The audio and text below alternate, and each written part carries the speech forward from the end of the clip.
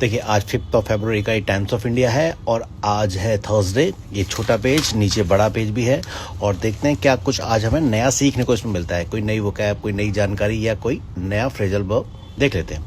ये छोटे पेज की मेन हेडिंग में लिखा है PM's reply deferred as opposition protest stalls LS. Simple समझ में आ रहा है कि मोदी जी का जो जवाब है वो क्या है, डेफर्ड। डेफर्ड माने स्थगित कर देना, टाल देना। देखो एक बुक को क्या है डेफर्ड। डेफर्ड का मतलब टाल देना, स्थगित कर देना। तो डेफर्ड टाल दिया गया क्यों? क्योंकि अपोजिशन ने जो प्रोटेस्ट किया है उसने रोक दिया है लोकसभा की कार्रवाई को। ये लोकसभा की जो कार्रवाई में विघ्न डाला है और ये अपोजिशन के नेता हैं, क्या कहना है, बैटल ऑफ बुक्स मोदी में स्पीक इन राज्यसभा टुडे। आज शायद मोदी जी राज्यसभा में बोल सकते हैं। और ये विपक्ष के नेता राहुल गांधी जी लिखा है पीएम स्केर्ड, पीएम डर गए हैं, डरे हुए हैं। राहुल प्लेसिस नरवाने जो भी इनकी किताब को चमका रहे हैं और कह रहे हैं कि हिम्मत नहीं है, मोदी जी डरे हुए हैं। कुछ ये हाउ हुल्ला हुआ है, इस वजह से टाल दिया गया था, स्थगित कर दिया था मोदी जी का जवाब। लेकिन आज जो है राज्यसभा में जवाब दे सकते हैं। और इसके पीछे फ्रंट पेज, बड़ा पेज जो है उस पर देखो मेन हेडिंग में लिखा है अलाउ मी सर, ममता आर्ग्यूज अगेंस्ट एसआईआर इन एससी। देखो ये ममता दीदी, आपको ना दिख रहा तो मैं थोड़ा जूम कर देता हूँ। ये ममता दीदी सुप्रीम कोर्ट में खुद अपनी वकालत कर रही हैं। पहली महिला ऐसी मुख्यमंत्री हैं जिन्होंने वकील के रूप में अपने आप को व्यक्तिगत रूप से रिप्रेजेंट किया है अपने स्टेट को। क्या कहा है देखो, अलाउ मी सर, मुझे आज्ञा दो।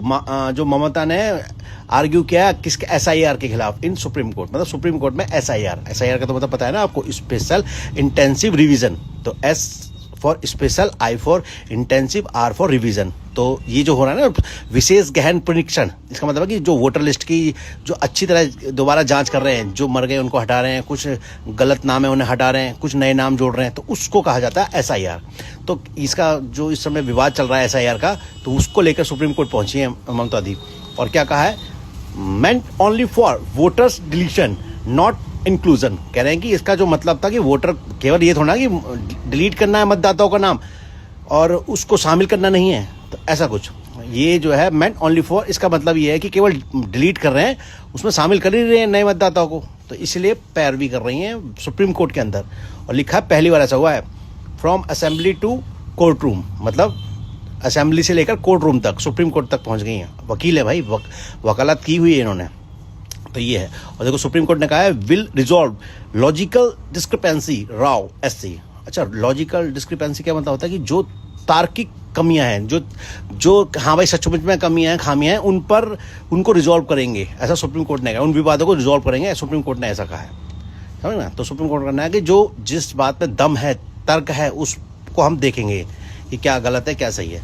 और देखो इलेक्शन कमीशन का क्या कहना है, सिस्टमैटिक वायलेंस अगेंस्ट ऑफिशियल्स। मतलब भैया वो कह रहा है, चुनाव आयोग कह रहा है जी हमारे खिलाफ ये सुनियोजित, मतलब बनाकर जानबूझकर एक इस तरह की हिंसा की जा रही है हमारे ऑफिसर के खिलाफ। चुनाव आयोग का ये कहना है कि हमारे जो अधिकारी हैं उनके खिलाफ एक ये जो सिस्टमैटिक वायलेंस हो रही है, सुनियोजित हिंसा कर रहे हैं, जो मतलब जानबूझ के जो हिंसा कर रहे हैं जो ममता के जो लोग, वो हो रहा है जी हमारे खिलाफ भी। मतलब ये इनके खिलाफ बोल रहे हैं, ममता दीदी के खिलाफ। तो ये है मामला।